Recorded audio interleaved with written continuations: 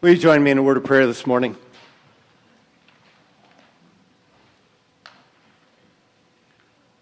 Well, may the words of my mouth and the meditations of our hearts be acceptable in your sight, O Lord, our rock and our Redeemer. Amen. Then the King will say to those on his right, "Come, you who are blessed by my Father. Inherit the kingdom that has been prepared for you since the foundation of the world. For I was hungry, and you gave me food. I was thirsty, and you gave me drink. I was a stranger, and you welcomed me. I was naked, and you clothed me. I was sick, and you visited me.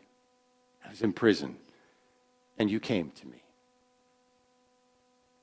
It's from our gospel lesson, Matthew chapter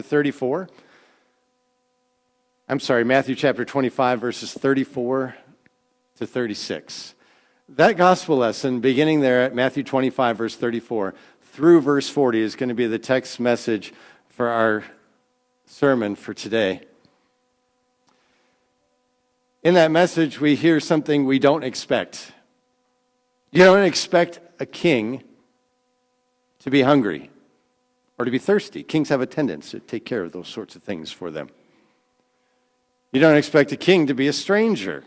Kings are well known in their land, across the land, and even in other territories. You don't expect a king to be walking around naked, unless it's in Hans Christian Andersen's The Emperor Has No Clothes, in which case it's best not to tell the king that he has no clothes and just play along with the delusion that he's wearing the most finely dressed clothes in the land. You don't expect a king, at least while he's reigning as king, to be imprisoned. And this is why the people who the king says this to in Matthew chapter 25 respond in verses 37 and 39 by saying, "Lord, when did we see you hungry and feed you, or thirsty and give you drink?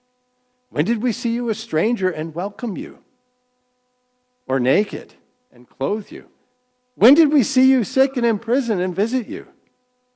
They don't recall seeing their king in any of those situations.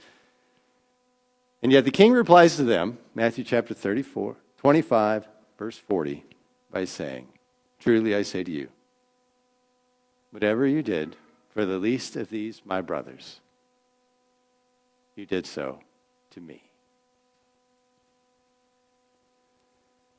The king then calls these people righteous. Now, they're not the only people in Matthew chapter 25.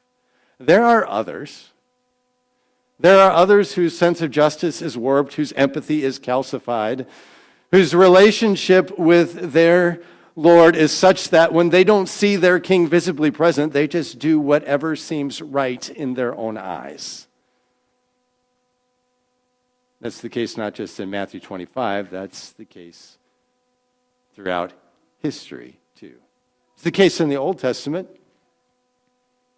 After Moses brought the children of Israel into the promised land, after Joshua died, the people of Israel were to continue living in that land, living as if the Lord was their king, living in the Lord's ways. And yet that's not exactly what happened. Even in the promised land, their sense of justice was warped. Just to give you a picture of how warped their sense of justice became, how calcified their empathy became, how dead and dry their relationship with their God became, even in that land of promise. Why, let me tell you about the end of the book of Judges. The last two chapters of the book of Judges are chapters 20 and 21.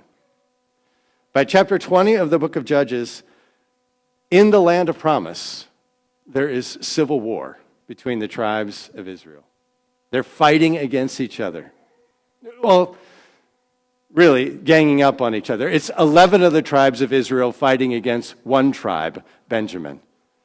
And in this war, the 11 banded together tribes of Israel destroyed all the cities and the villages of the tribe of Benjamin and burned them all to the ground and killed all the men, women, and children of the tribe of Benjamin, such that only a few escaped. 600 of the fighting men of Benjamin escaped during that battle to the rock of Rimmon in the wilderness and were hiding out there.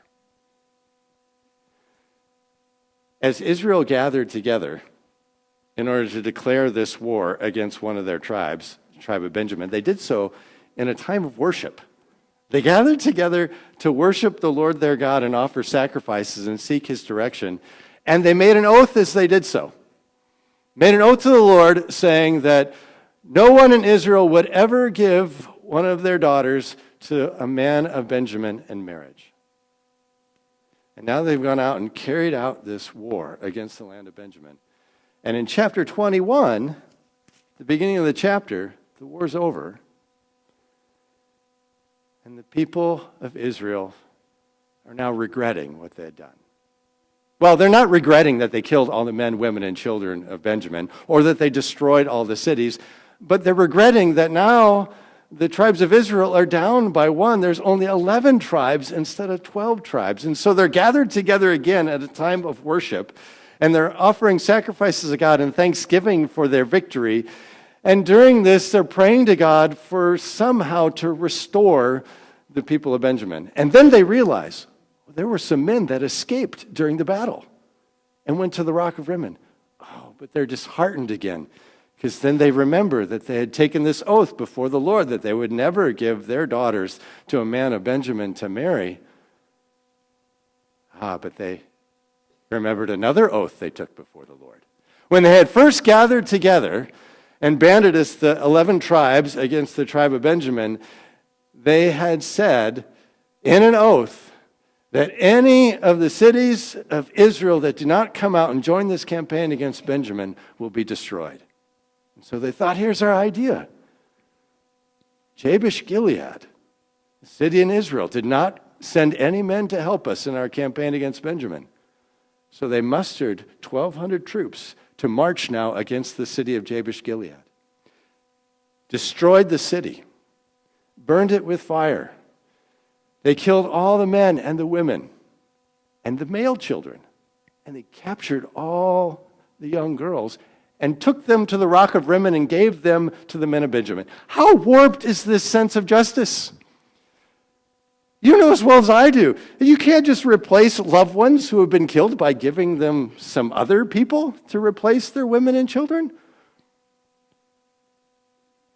But then they realized when they came to the rock of Rimmon that there were more men of Benjamin there than they thought. There's 600 of them, and we don't have enough girls to give them. Oh, but they realized that there's another time of worship coming. Everybody's going to be gathering together in Israel at Shiloh for worship in another month. And so they told the men of Benjamin, go up to Shiloh during that feast and lay ambush among the grapevines. And then steal for yourselves, kidnap and capture the girls of the people of Israel who come to worship. This is what the leaders of Israel told them to do. And the men of Benjamin did it. And afterwards, when the parents of those girls came crying out to the leaders of Israel for justice, get back our daughters who have been kidnapped, the leaders of Israel said to them, this is Judges chapter 21, graciously allow them to have your daughters. Because they told them, if you had given them your daughters yourselves, then you would have been guilty of breaking the oath we made before the Lord our God. How calcified is this empathy? Evil masquerading as good. Oppression and kidnapping and killing, it's all being cast as grace by the leaders of Israel. Well, this is why Judges ends just a few verses after that. In verse 25 of Judges chapter 21, saying, in those days there was no king in Israel. Everyone did what was right in his own eyes. End of the book of Judges. So it's no surprise that by the time we get to the last judge of Israel, which the Bible says is Samuel, the prophet, and Samuel's about ready to place his sons in his office, judging Israel on his behalf because he's getting old. And 1 Samuel chapter 8, verse 2 says that those judges, they preferred justice, Samuel's sons, and they turned aside after ungodly gain too. That the people in 1 Samuel chapter 8, verse 5 called out to Samuel and said, "Give us a king to judge us, like all the other nations have." They felt if we just had a king, then people would act righteously. Then there will be true justice in the land. And so God gave them a king. But did any king ever live up to that hope? Well, not in Scripture. The first biblical king is Saul. God chose him. He's of the tribe of Benjamin, no less. How about that for a turnabout in events? Samuel anointed him. And initially, King Saul is following the ways of the Lord. But we don't get very far into 1 Samuel and into the story of Saul being king before Saul's suddenly driven by another motive, by jealousy, by envy. He's green with envy over this young commander David, who the people are praising more than they're praising Saul. And so his whole life trajectory turns in murderous intent to kill this young man David. And then when David flees from Saul and goes to Abimelech, the priest, and Abimelech doesn't know that Saul has turned against him, and Abimelech gives David food for his journey, then Saul goes to Abimelech.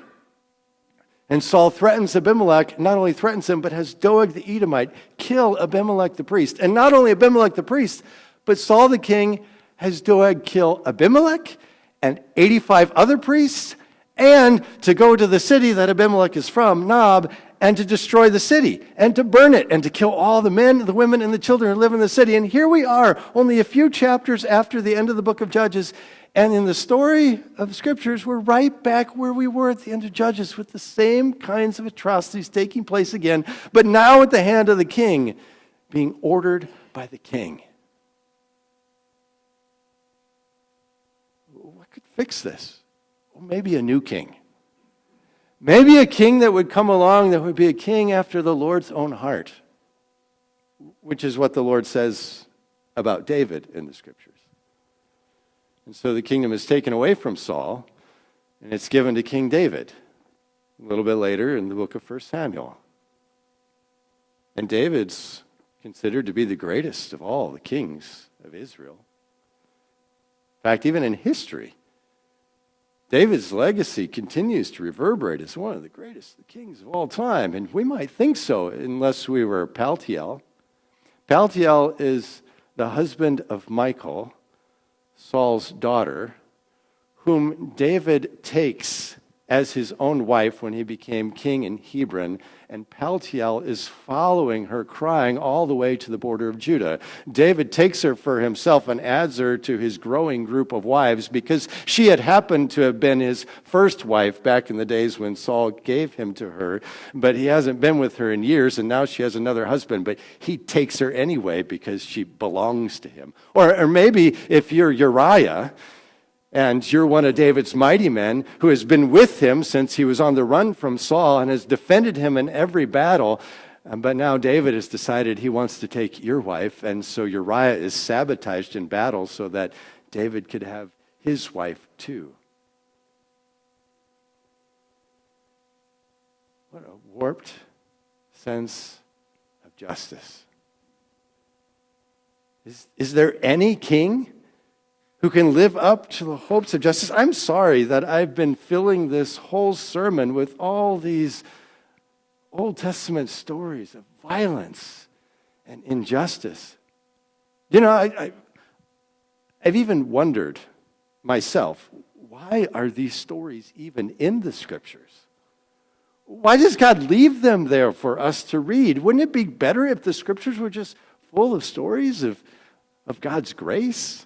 And people living out that grace? Oh, and Those are there too in the Old Testament. I've been sharing with you from the end of the book of Judges and then the beginning of the book of Samuel, but right in between there is the book of Ruth, which is a beautiful story of grace that sets up the backstory for the history of the family of King David. And yet I share these stories with you today about the violence and injustice in Israel because I sometimes think that we end up placing our hopes for justice in the same place ancient Israel did. Oh, if you would just put the right king over us, then righteousness would be in the land. Oh, but wait a minute, we don't have kings anymore, do we? We tired of that tyranny 250 years ago. Oh, if we just had the right elected leader over us, then there would be righteousness in the land. Then people wouldn't be doing whatever is right in their own eyes. We're going to be electing a new leader in our land in just about 12 months. Anybody have their hopes pinned on somebody in that primary race? Don't answer that question. Don't answer that question, not because I don't want to get into politics, but don't answer that question because this Sunday in the church year is meant to answer that question for you. It's the last Sunday of the church year, Christ the King Sunday. The whole intent of this Sunday is to turn and redirect our minds away from some kind of earthly leader that we might have pinned our hopes on and put our hopes squarely in the one who does act with righteousness and a justice that's not found in this world, but is indicative of the heart of God in heaven itself. Jesus did not take vain oaths before the Lord like the leaders of Israel did that got them into trouble. Jesus said, don't swear before the Lord at all. Just let your yes be yes and your no be no. Jesus did not get caught up in jealousy and in envy over others. Jesus taught you should just take the lowest seat and then let the host exalt you, if he will. Jesus did not get caught up in seeking after greed or even vengeance, but instead, Jesus was a king in the way of a servant. Our gospel lesson for today was from Matthew chapter 25. Not long before this gospel lesson, in Matthew chapter 20, verse 28, Jesus had said why he came. I shared this with the kids. The Son of Man came not to be served, but to serve, and to give his life as a ransom for many. And that's just what Jesus did as king. Gave his life for people who were misguided. For people like you and me, whose sense of justice was warped, whose even faith in God was so skewed that we ended up doing things that were right in our own eyes as if it was the Lord's will. But Jesus looked on us with his eyes of compassion, even while we're doing what's right in our own eyes. For while we were yet sinners, Romans chapter 5, verse 8 said, Christ died for us. And then Romans chapter 5, verse 10 goes on to say, if by the death of his Son we have been reconciled to God, how much more, having been reconciled, shall we be saved by his life? Romans chapter 5, verse 10. Jesus is the one we can pin our hopes on, the one king we can trust in, not only because in him we have forgiveness, not only because in him we can trust we will find the mercy of God, not only because we know him to be a king who reigns in grace, but because of this, he is the only king. Saul could not do this. David could not do this.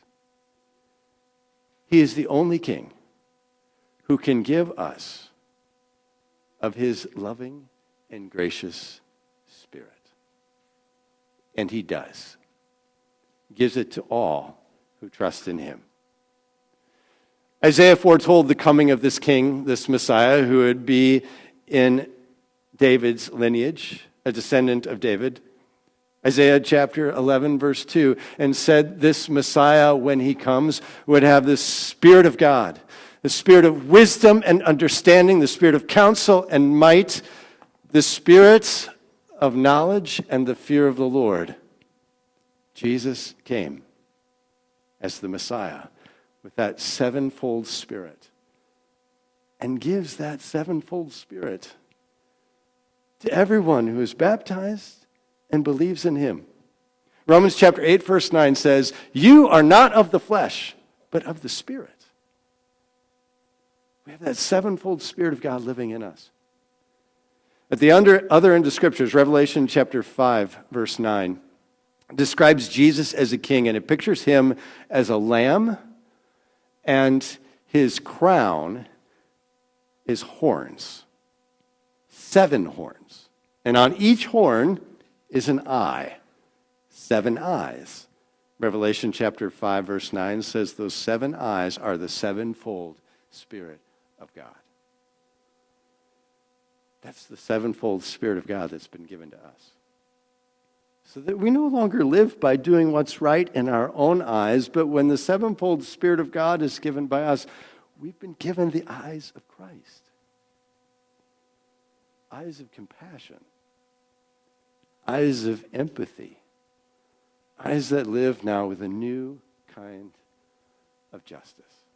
So what is it that's going to make this world a more loving and more just place to be? Well, it's not going to be in the leaders we elect or the kings we long for. It's going to be when we as people and our leaders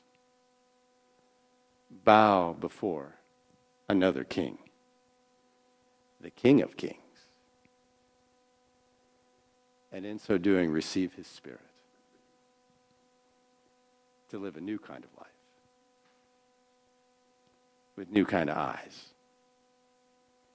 And we'll know those people when we see them. They'll be the ones feeding the hungry